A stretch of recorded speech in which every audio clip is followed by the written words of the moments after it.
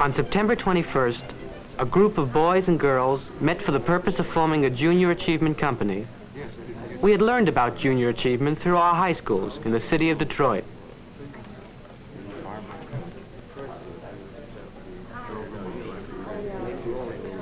None of us had met before, but we had in common an interest in learning through first-hand experience some of the practices and problems of a business organization, so as to prepare ourselves better for the reality of having to earn a living, a reality not too distant now.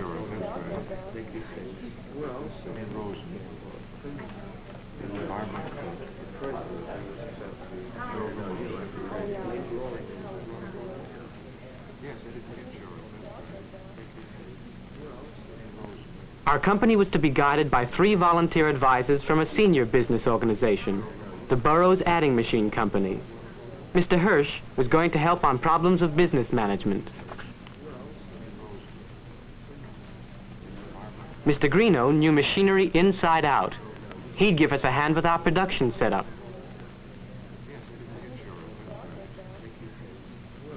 And Mr. Teba would help iron out our sales problems. Would you pass your cards around over here, please? You want this one too? Well, everybody, would you gather around, please? Yeah, go ahead. Take them. Shall we get down to business? All right. Here we are, a group of young people with an idea. You want to establish a business of your own. All right. Where do you begin? Yeah, that's a good question. Yes, it is. Do you have any answers? And so we began. Not exactly a flying start.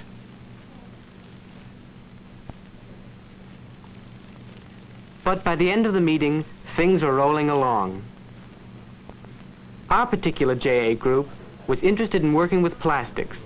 So first off, we decided on a plastic product which we would manufacture and sell.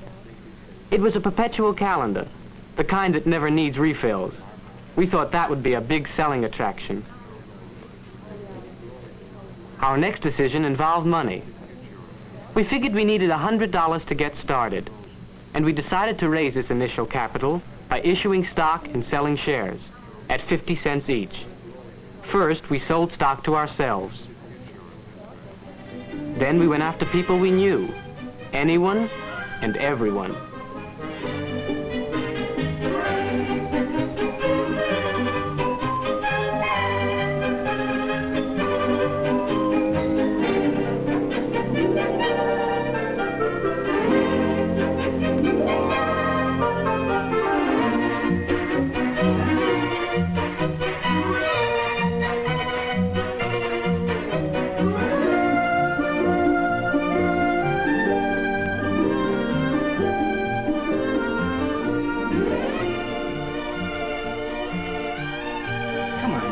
Just sign here. What's in it for me? Well, what do you mean? Well, you'll be a stockholder. You'll own part of our company. Am I going to make money? Why, of course. At least I hope so. Well, all right. How am I going to open my bank? Well, it just so happens that I have a hammer. A hammer? What with one thing and another, we soon had a respectable treasury. Our company was beginning to take shape. Yes, it's yours. That's right. Thank you. Well, and Rose. We now had a president, Bill Greenlee, busy learning the mysteries of leases and capital deposits. We had a treasurer, Jan Millman. And Timmy Folman had been elected secretary by unanimous vote. By now, we also had a company name.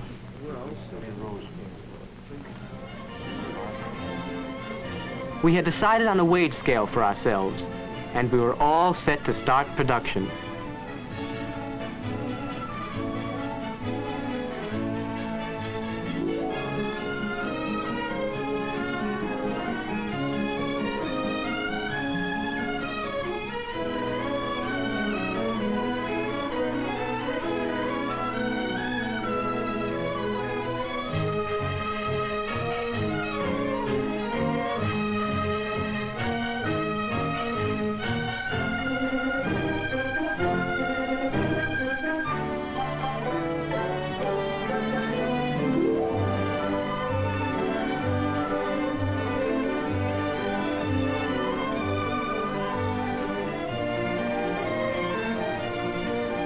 We weren't exactly what you'd call skilled machinists, and we had to admit, our first sample looked pretty sad.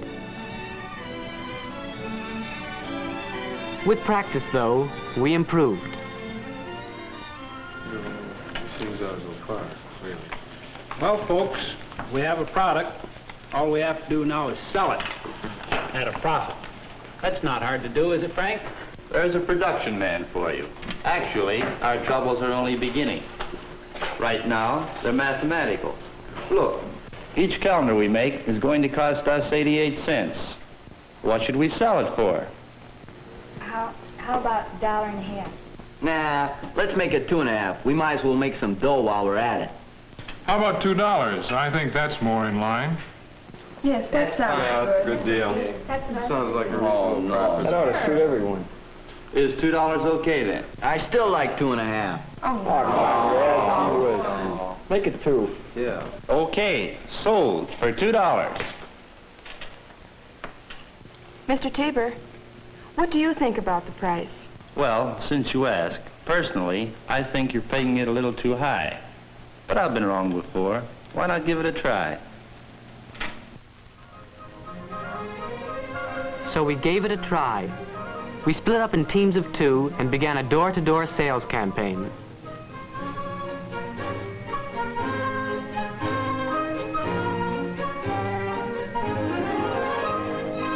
It was a new experience. None of us had ever rung a doorbell before. Professionally, that is.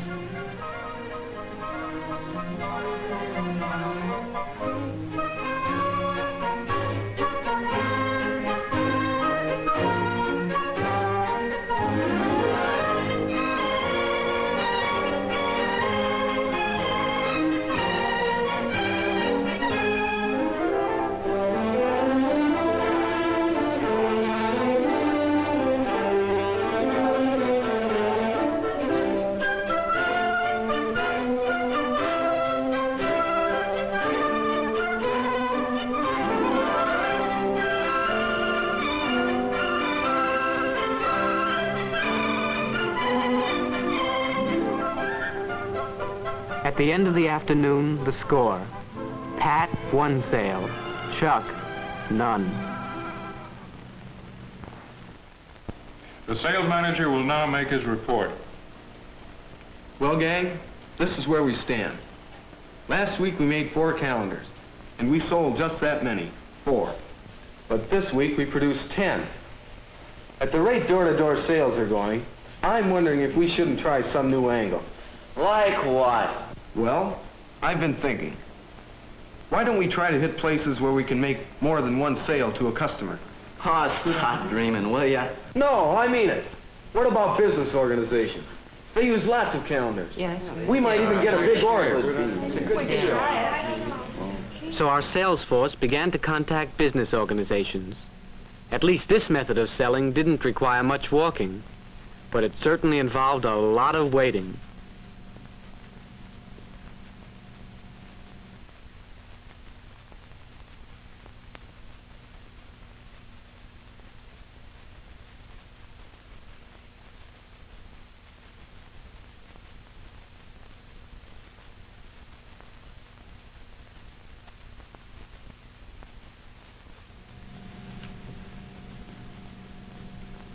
Sold 1 calendar.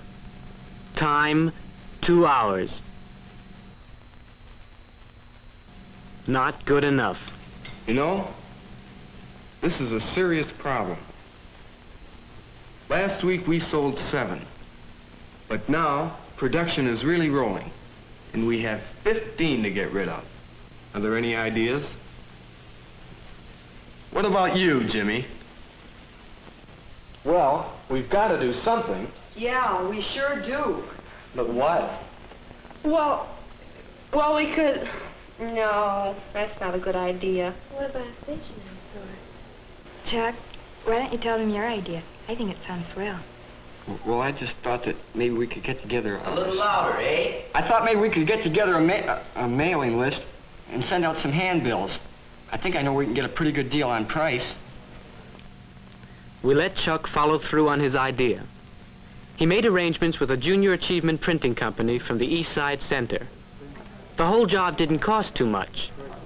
But with the state our treasury was in, well, we needed results, and fast.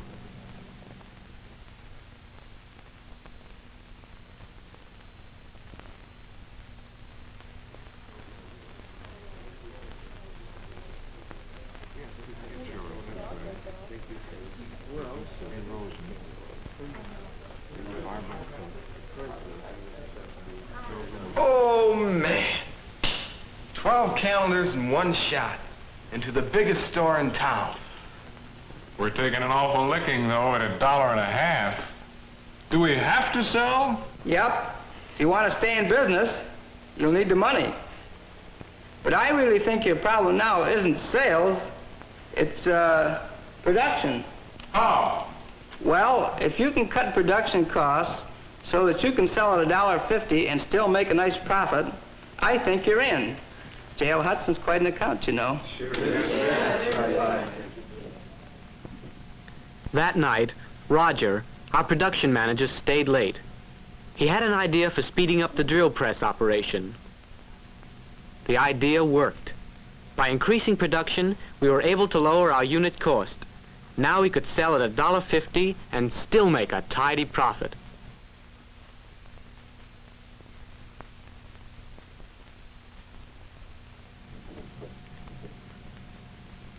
Our first big order was on the market. And what was more, J.L. Hudson had promised us a steady weekly order for 12 calendars, if the first batch sold out within a week. That gave us till 6 p.m. Friday. But it was Wednesday now, and the first batch wasn't selling. Then, Wednesday night, Chuck Malcolm's brainchild was born.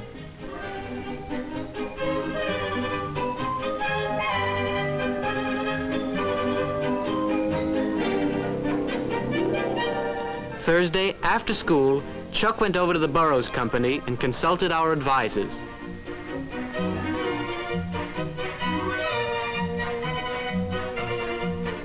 They liked his idea, made a few suggestions.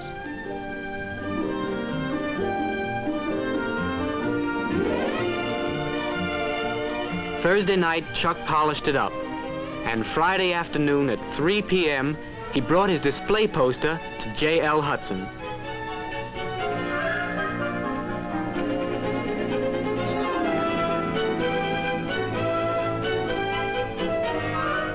The magic of advertising would have to work fast.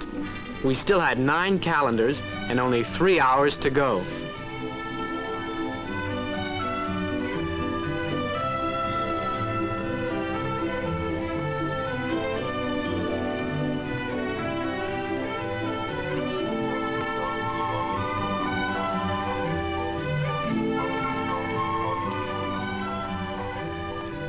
By 5:45, only 1 calendar was left. We decided to chip in and buy it ourselves.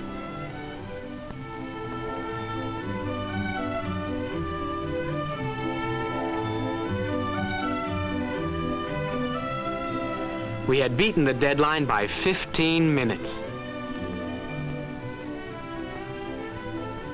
Now that we could afford to relax a little, we wondered whether every company went through the same things we did. Whether every product had the same ups and downs before it finally brought in a profit. Well, we expected Perma Products would still have some ups and downs, but right now, things look pretty good. We could foresee a substantial dividend for our stockholders and a handsome profit for ourselves. And what's more, each of us was learning a lot about business and what makes it tick.